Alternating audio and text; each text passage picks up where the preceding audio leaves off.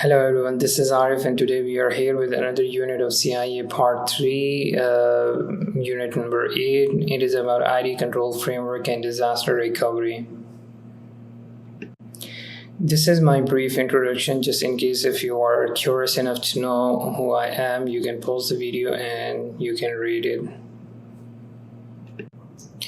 So far in our CIA course, we have covered from Unit 1 till Unit 7, and our today's point of discussion is Unit 8.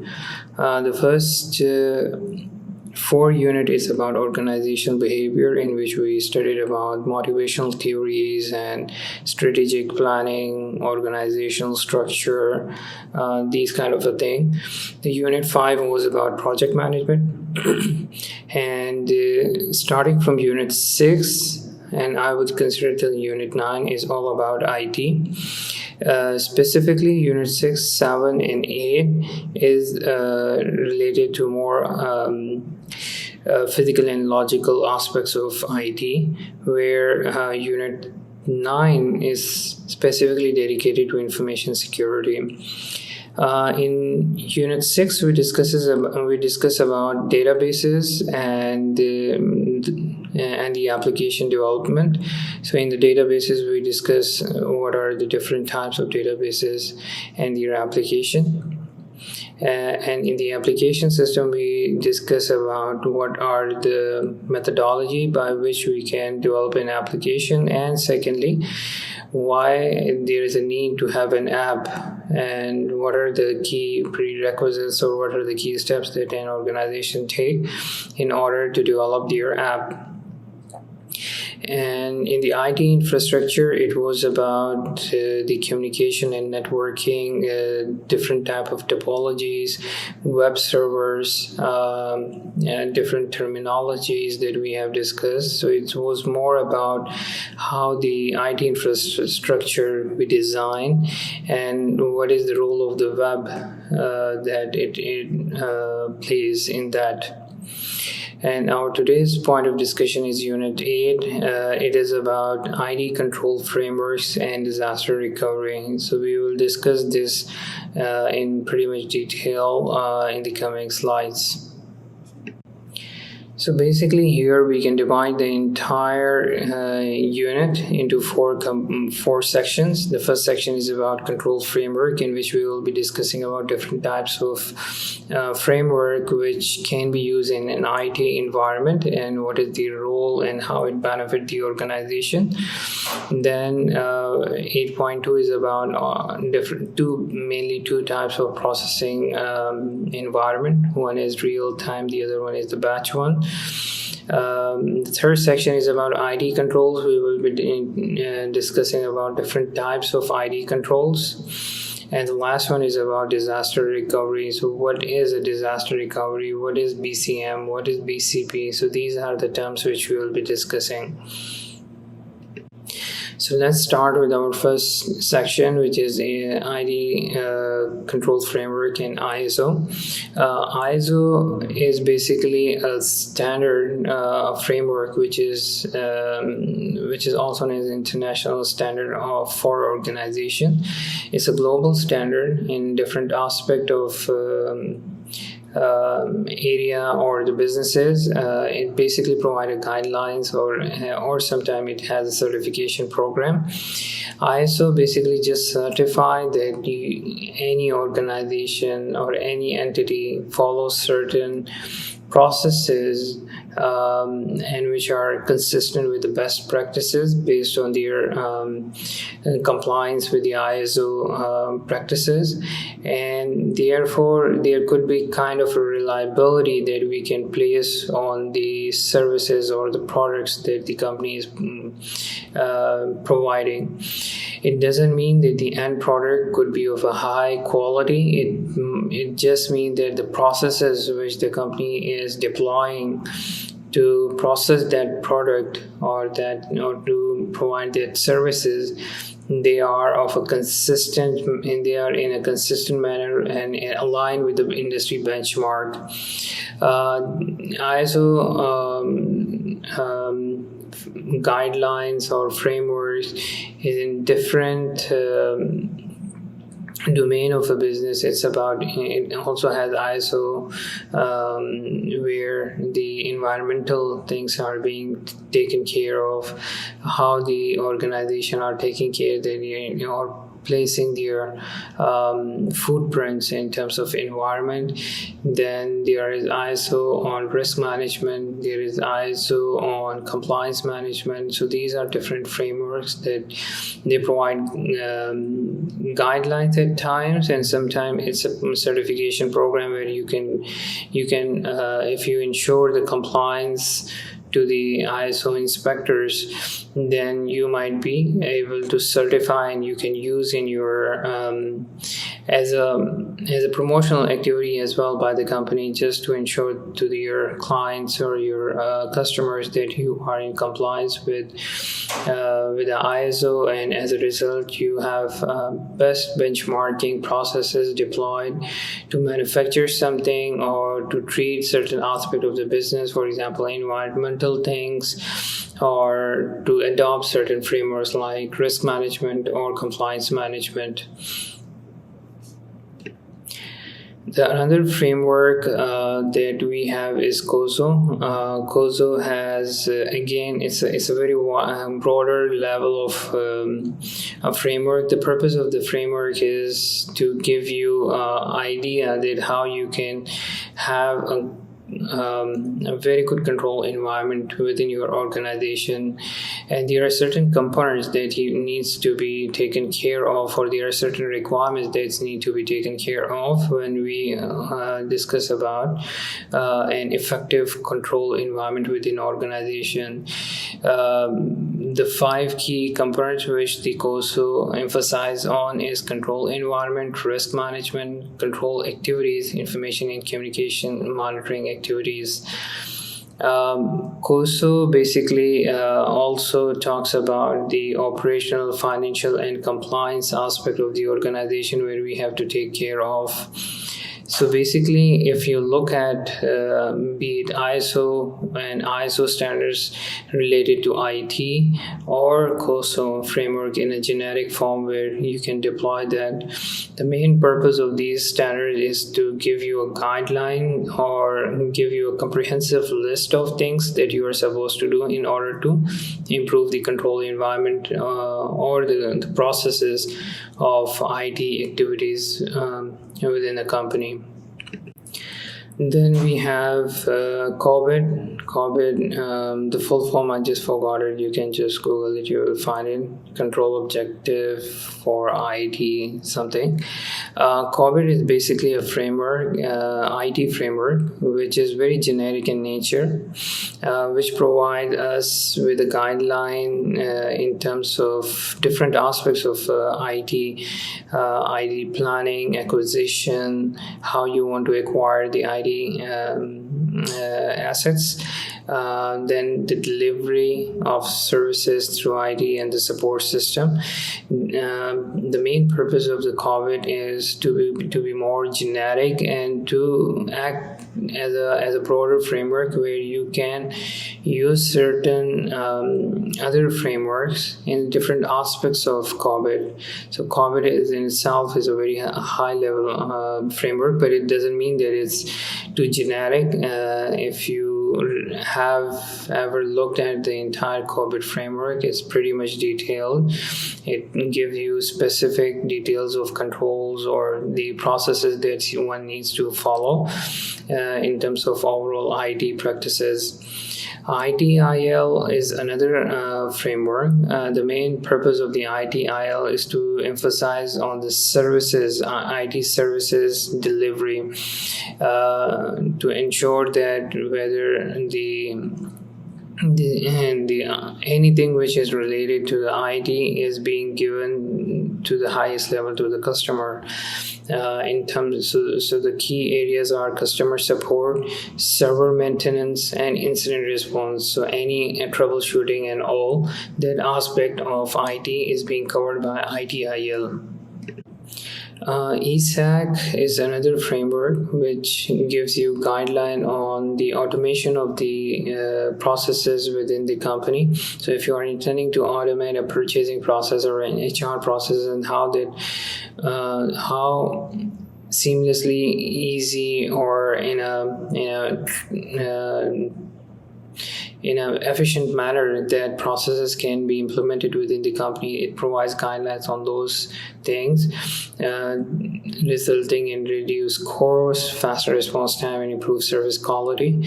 It also talks about protecting customer data and the website protection. Then another framework we have GTAG. GTAG is basically the guidance which is provided by the Institute of Internal Auditor. It helps the audit professionals to guide them how to carry out the IT audit in terms of technology and control issues, cybersecurity, and other kind of analytics. So basically it's about audit, and it provides or helps you how to carry out the audit. So overall, if we can just have a quick recap, the first framework which we have discussed is ISO. ISO has certain frameworks or guidelines on the IT, information security, and other aspects of the IT, and in generically some other areas of the business, risk management and compliance. Then the second framework which we have is COSO. COSO could be generally applied at the overall company level, or in terms of IT to be specific can be applied, because it's again very generic in terms of its application. It's morely about the IT, the internal control environment. Then the third one which we discuss is about Cobit. So Cobit is a framework which I personally consider as a mother framework, because within that framework you can, for certain aspects of the IT domain, that you can apply even more specific framework within that. Cobit basically take into account the planning part of the IT, the service delivery, the support, acquisition of IT systems. So it provides guidelines on those areas. After that, we have ITIL. ITIL is more specific toward the services, IT services that we provide in terms of troubleshooting, customer support, incident management. And then we have eSAC, whenever you are intending to have an automation of your processes within the company. So this framework provides a guideline on that. Lastly, GTAG, which is a guidance issued by the Institute of Internal Auditor for the audit professional to help them how to audit different areas of IT, be it in cybersecurity or other technology audits. So here is a snapshot of all the frameworks and their purposes, focus area, applicability, commonalities, and differences. So this is I try to give you an idea, because when you're reading about so many frameworks, you are confused at how you apply and what each framework is used for. Initially, when I was looking at it, I felt like it's like a contradiction between different frameworks, so I can either use one or two. But after carefully understanding the topic and the concepts, I realized that all these framework can be simultaneously be used by an organization to improve its services, or they can pick and choose whichever they feel like, or which they feel like is more appropriate for their organization. The first one, ISO, is about quality assurance in different processes, be it IT or other business areas. It can be applied, it's a very generic framework in a sense, like it can be applied to different industries and sectors across the board. There is no specific nature of the businesses that you can pick and choose to apply ISO. The commonalities and the differences that you can go through yourself by pausing the video, but commonly ensures quality and customer trust. Differences is primarily quality focused and applicable widely. The second one is COSO, which is organizational control framework that you can even apply in an IT setup.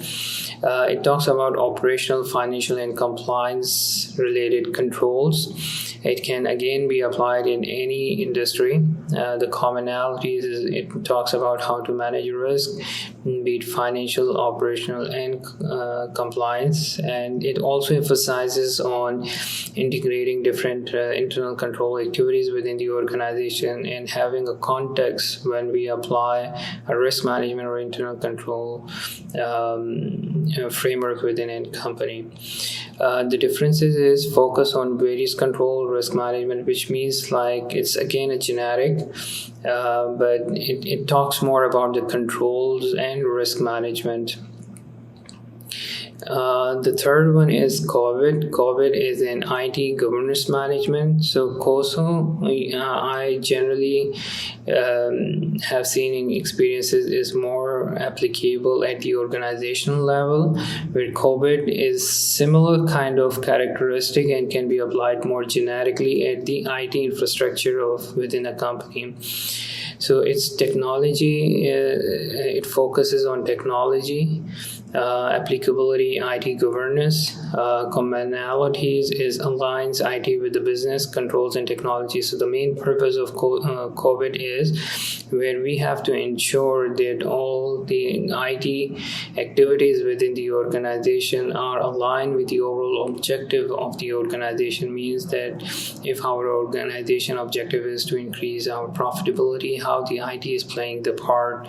If our organizational objective is to have an expansion, how the IT is playing role, maybe through online sales or connecting through different regional offices for efficient processes. So this is where it focuses on. Differences is IT focus aligns IT with the business goals. So Cobit you cannot apply for the generally in at the organization level. It's more of an IT framework. ITIL, it focuses on service management, and again the focus area is IT services processes. Applicability is only restricted to IT services and manages basically the aim of this control framework is to ensure smooth IT operation. Differences is focuses on IT services alone and for its improvement. eSAC is electronic system controls. So basically, it is used where mainly it can be used to automate any processes or for e-businesses. And again, it's more likely that it focuses more on e-businesses or where the automation at a very highest level within the organization. Differences is e-businesses and digital control frameworks. So basically it has its own specific boundaries where in this framework can be applied. The last one is GTAG, which is about IT auditing, and it talks about how you can assess the controls within the IT environment. And commonalities is again access controls and ensures the risks are being mitigated through different controls review. Differences is IT auditing, risk management, and control systems. So basically it's more focuses on the assurance part of the IT. So here I just want to clarify or give you an example of how this all framework at once can be used in any specific organization. For example, there is an entity which deals in healthcare services in a hospital, and this hospital can use certain ISO standards to apply and to benchmark their processes. They can use ISO 27001 for information security purpose, and or they can use use 22301 standard for business continuity. In terms of COSO, if they want to apply at the same time, COSO will be more focusing toward the operations, toward the financial controls, towards the regulatory compliance, and focusing on integrating business objectives with all these three areas of the businesses. So it is more of a generic in nature. Then we can use, for the IT infrastructure, we can use Cobit, and within the Cobit it will ensure that our entire IT system is governed under best practices and guidelines, be it planning, be it acquisition, delivery, and support of the IT activities or IT infrastructure or IT different aspects of IT domain. Then we have an ITIL, which focuses on the services delivery related to patients, information access, and staff efficiency. Then eSAC, we can use this framework where it will allow us to improve the appointment scheduling and billing of customer payments.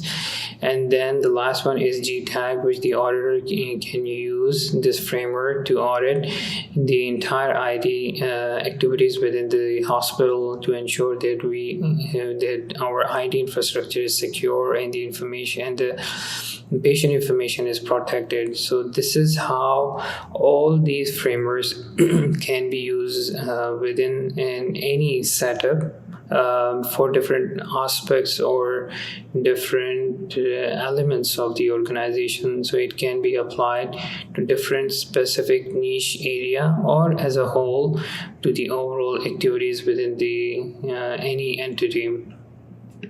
So in the first section of this unit, we discuss about different frameworks and the ISO standards, and now we will be discussing about section 2, automated information processing. So whenever an organization intend to automate certain processes, there are certain elements associated with the automation which change the way organization were doing things, and similarly the controls needs to be upgraded or needs to be modified or needs to be built in the new processes. So basically in the paper-based environment, you have all the papers and supporting attached to it whenever there is a review and approvals happening. However, in an automated environment, we need to have a transaction trails where we ensure in a similar format that who is changing the transaction, who is changing any data, or who has reviewed the data, who has processed the data, who has approved the data. So the log needs to be maintained in the IT control environment. IT control is best suited where we have repetitive nature of activity, so we can apply a certain rules and we can automate the day-to-day activities which is of similar nature. However, it will fail to perform in an efficient manner where there is ad hoc or one-off activity or an exception process that we have to follow, but generally in a uniform process it plays a very vital role. In terms of segregation of duties, so when we are intending to go on from manual to automated processes, the segregation of duties is we does apply segregation of duties, but at times it's more in an IT environment, and due to any small glitches in the computer or just by unchecking and allowing one individual super user rights, which means that he can review, update, approve these rights. So there is a greater risk that we have to ensure that what rights people are getting, because since it's an automated environment, so one person can be able to perform different tasks. So that controls needs to be taken care of. Errors and fraud, yes, in manual processing there is more room for human error. However, we try to minimize that by automation. But just in case if we did not set the rules clearly in the automated system, then the same rule will apply to all types of transaction. One of the example I would give you, one time we were auditing, and what we did, we just reperformed the depreciation of one of the asset class, and we encountered that it was being recorded wrongly. So when we highlighted to the management, the management has reviewed the rules behind those depreciation within the system, and they realized it was wrongly defined. As a result, the ERP system was calculating wrongly over several years of depreciation, and no one was bothered enough to check because everyone places their reliance on the system. So that's why in the automated system, if the rules are wrongly defined, it will apply to all types of that particular nature of transaction. So that controls we need to ensure that we have, where we sometimes perform manual processing just to ensure that the system results are aligned with our manual process. Then management supervision at times become a challenge, because in the manual system everything is happening manually, so you can review it. But in the automated system rights and access rights and controls that really defines, and we need to have a control that how you supervise different activities where there is a review and approval processes. Automatic transactions, obviously from manual to automated, when the process is being formed, the transaction is being carried out automatically. Dependence on computer controls, as we have mentioned and discussed all these different aspects of activities when we perform manually to automatic, that what are the key challenges that we face and what are the key controls that needs to be placed once we intend to have an automated process. So our reliance is heavily on the computer controls. In terms of processing mode, mainly we have two types. Either we are doing something online like ticket booking, hotel reservations, taking customer orders. So these are real-time activities that is being performed by the IT systems. So we need to have a very stringent IT control and access rights and the access protection and the information protection while we intend to have those activities on a real-time basis. The other mode is batch processing. So batch processing, which happens at an interval and in a big batch, like calculating the monthly commission of the salespeople, taking into account of the payroll processing of the all employees on a monthly or monthly or weekly, whichever is the interval processing. In the batch processing, we need to have different kind of controls, because we do once or twice a month, or the interval is less. Whereas in the online, we have to be very vigilant, because it is being done on a real-time basis, and also we need the IT delivery, IT system needs to be there. So these are the two basic modes for transaction processing within any company. So there are different aspects of IT controls that we will be discussing in section 8.3. The first section we discuss about different IT control frameworks and ISO standard. The second one we discuss about how controls change when we move from a manual processing environment to an automated processing environment. And within the automated processing environment, we discuss our two processing mode, batch processing and real-time processing. And now we are moving toward IT controls. So within an organization, the executive, the top management, basically they are the one who set the tone, they are the one who set the goals and the policies and the procedures for others to follow.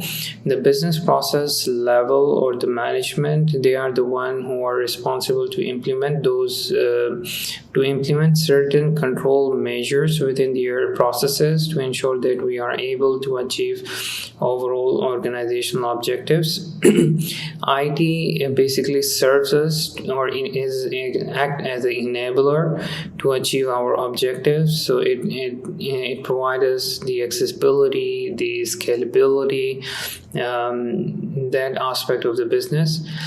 Cobit is a framework that we can apply in an IT environment to govern the IT activities within any organization. And we want to ensure that the control objectives, be it manual, be it automated, is being met. So it's very much important that we know, irrespective of be it the way the organization carrying out their activities, the controls needs to be effective enough or designed in a way that it helps it.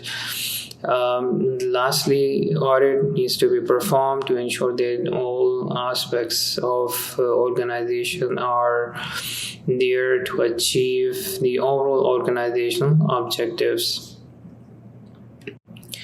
There are generally two types of main classification of controls, either it be a general controls or an application controls. General controls could be related to any area of the IT environment, be it data center, network operations, system and software acquisition, change in maintenance, and access and security. Some of the example would be access rights. When you are intending to enter any system, there should be a password protection. When you enter the system, your access and your rights to carry out any activity should be based on your job responsibility. Data protection, server physical access, server room physical access, and the other general controls in terms of how our servers are being placed and what is the backup process. What about the alternative backups in terms of cloud backing up of our systems? So these are some of the examples of general controls in the IT environment which can be applied across the board in all domains of IT. The other types of control in IT environment would be application controls. So application controls are very specific controls which are related to any app of or any specific activity of the organization. So it's more derived from the same as an application control. So let's say if you are intending to carry out payroll, monthly payroll, you want to process that, so there would be an application related to HR payroll, and that will have a specific controls in terms of there will be certain kind of field where you could only put numbers, or there could be certain fields where you can only put the employee names. So the purpose of this embedded controls is to ensure the data is complete, the data is accurate. They perform different kind of validity checks in terms of the number of digits. So if there is a specific number of digits of the employee bank account number, so we should not exceed, so there will be an automated checks. It might even can highlight the duplication of bank accounts of employee, or it can also highlight if there is any field which is empty, so it doesn't allow you to move to another page. in terms of employee information. It also should ensure the segregation of duties in terms of the one who entered the data, the one who reviewed the data, the one who approve and process the data. So this all needs to be embedded controls within that specific app to ensure that all the transaction is being carried out in a proper due diligence manner. There are certain controls within an app which are specific to when we are, which is known as input controls, when we are entering a data in app. So there are certain list of controls that we need to be mindful about. Then there are controls which is being embedded within the application which perform the processing. And then the last one is about the output controls which give us the results. We will discuss in the subsequent slides each one of these categories of controls within the application controls. So in terms of ID controls, and within the ID controls, the input controls will be more where we have a review and authorization, where there is a validation check in terms of the data which we are entering in the system is correspond to the rules and regulation, like in terms of let's say if there is a number field, it needs to be a number, not an alphabet. So that kind of validation check needs to be there. Error notification, just in case if we make some errors, so the user can know what error they have made to correct their mistakes and to resume with the right information. Data entry, so these are something related to data entry. In terms of batch processing, there are certain controls that needs to be there in terms of financial totals. For example, if the payroll is there, so we need to ensure that the total number of payroll at different stages needs to be there, needs to be correct. Record counts, if total number of employees needs to be correct. Hash total is when the files are being transferred between different systems. The data should not be lost or modified, so it's a cryptographic algorithm which is being used at the back end, where it calculates and ensure that the data is not being manipulated. In terms of online input controls, we have pre-formatting, means there are certain criteria that needs to be met while entering the data. Dialog boxes should be there to help and assist the user while entering the input data. Validity checks, as we mentioned before, needs to be there in terms of the rules that are defined in different fields, so you can enter the correct information. And some other in terms of processing controls, there is again a certain example of concurrency controls, which means that if one file is being used by multiple users, so the information security and the logs and these kind of things, and the access rights, whether it's view only, print only, modified, and the logs behind those modifications, these all needs to be there.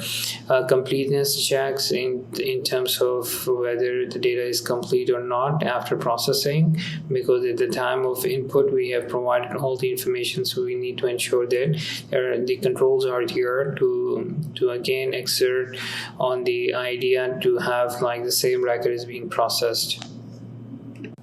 So then we have some output and integrity controls in terms of online processing. Output controls is mainly related to having proper logs of all the activities that people have performed at the time of input and processing. Then error listing, just in case if there is an error to the file or anything. Record counts, so the record in the start of the process and after the processing, it should remain the same. Run to run totals is basically when you add certain information to the file after intervals, so the total should be keep on accumulating. For example, the first file might have 5 customers' names or customer details, and then the second, after a while, you added 5 more customers. So the next time it should show 10 customers' details or the records or the sales orders. So this is run to run total. And lastly, that after post activity, post performance of an activity, a reconciliation should be made in order to ensure the data remains the same, there is no manipulation. So overall, or maybe can check the data at the different intervals. So this is a different control that needs to be placed here when we are intending to have an online system and online activities regarding the output.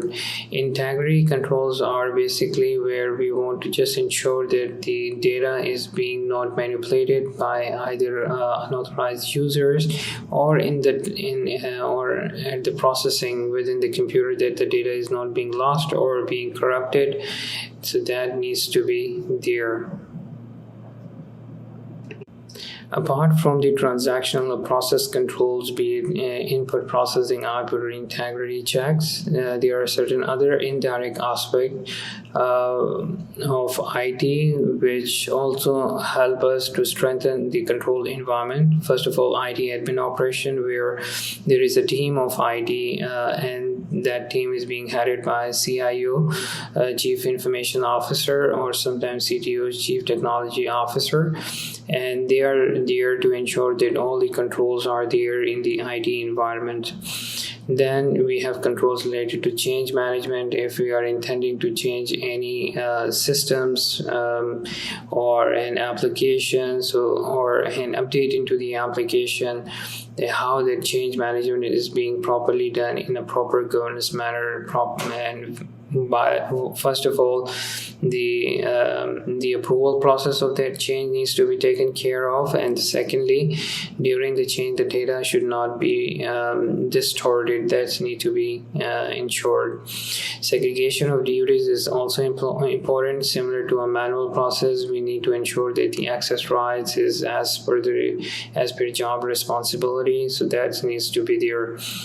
Lastly, certain controls related to software, be it system softwares where we have an operating system within the computers. That's the control. Embedded controls needs to be there so the systems work correctly. And the application controls, where it is intended for a specific task, that the controls needs to be there. IT plays a very vital role in the areas of business continuity and disaster recovery. This is section 4 of our entire unit, and this is the last section.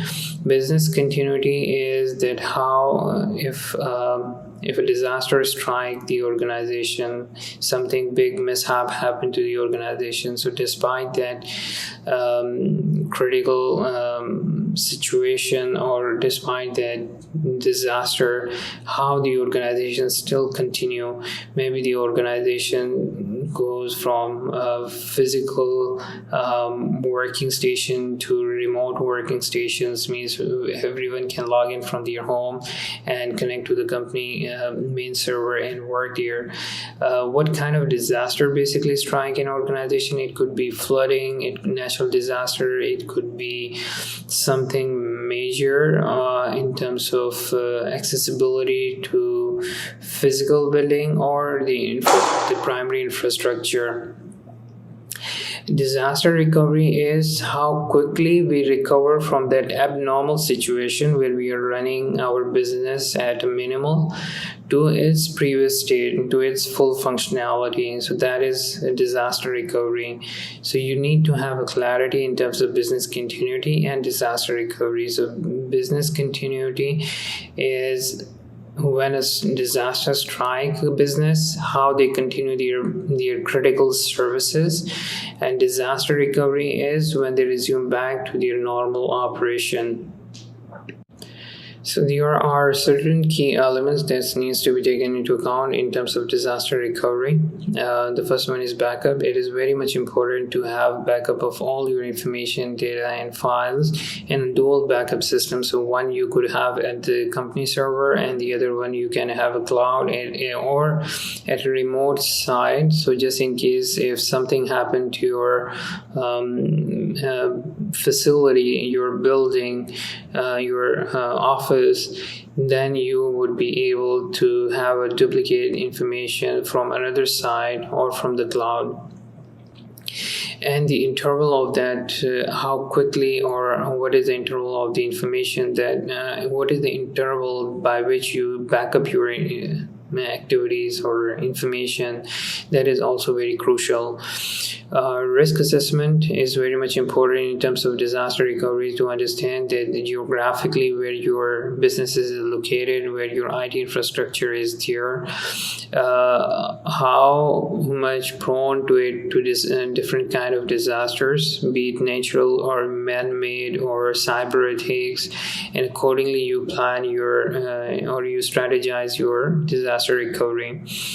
Disaster recovery plan is important in terms of restoring data in operation, and also in terms of having alternative sites from where you can work in case of any major crisis. The alternative site could be classified into hot, cold, and warm sites. The classification is basically based on preparedness. Like the hot sites are the one which you can instantly use from a secondary site once a disaster strikes. The warm will take some time to set up, maybe a couple of hours for you to resume to your critical business processes. And the cold might even need the data to be copied from the main server to that site. The hardware needs to be connected, so that could be even take a day or two to be functional enough for you to run your critical businesses processes in terms of any disaster. Fault tolerance should be embedded within the systems, so in case of any part fail or any complication within the IT system, so you should be still able to carry on or perform your activities. For that, there are different technologies that you can use to make sure that your systems are more resilient and available even in times of some minor issues. BCM as a whole is basically comprises of two components, BCP and DRP. So BCM stands for Business Continuity Management, and it has two components, or it has two major key sections. So the first one is Business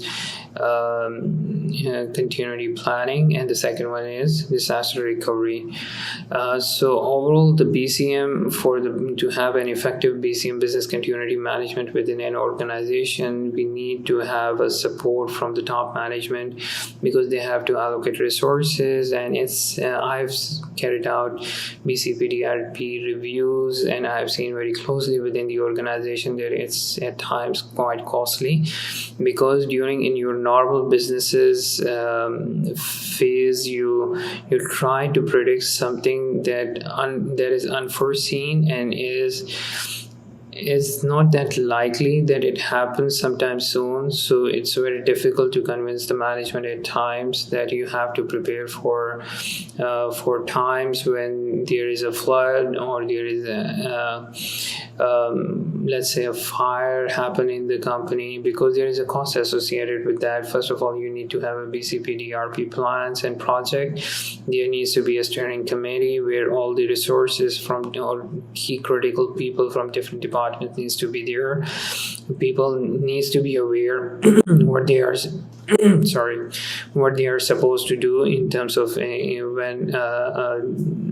when there is an emergency situation. Then there needs to be a system in places or alternative system in places to back up your data at different servers.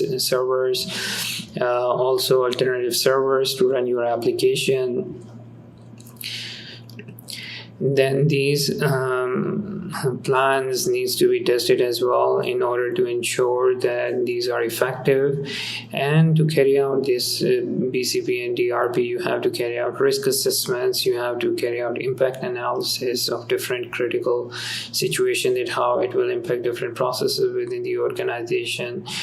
And so these are all the key elements that needs to be there, and for that you need the business support, the top management support, and the resources in terms of cost.